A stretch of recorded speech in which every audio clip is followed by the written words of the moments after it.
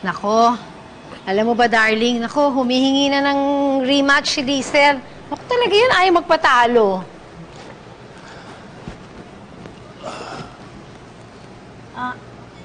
Darling, bakit? Hindi ka ba nag-enjoy? If you want, we can do something else. Hanap na lang tayo ng ibang activity. No, it's not that, Cielo. Siguro namimiss ko lang si... You know. Ay. Dad? Oh, TJ! Uy, Joshua!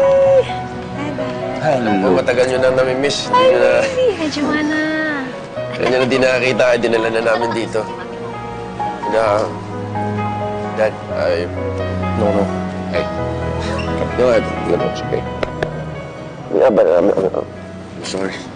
It's okay. Forget it.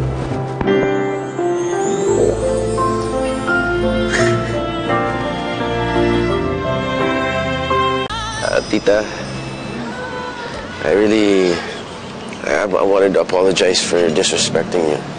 No, Tita, that was way out of line of me. Kaya, TJ, kinalimutan ko na yun. I'm just really happy na nagkita na ulit kayo ng dad mo.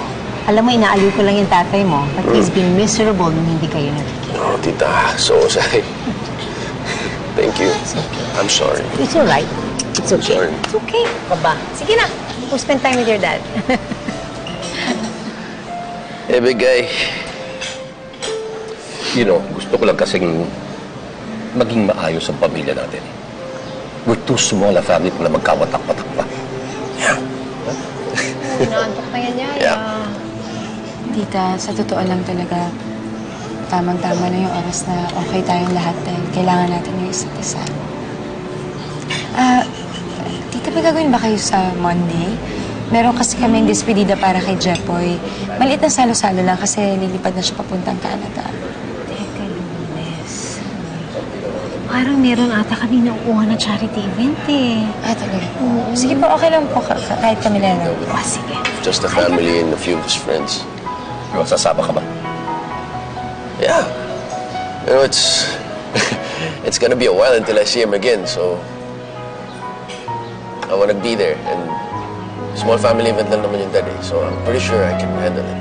I'm sure you can. Yeah.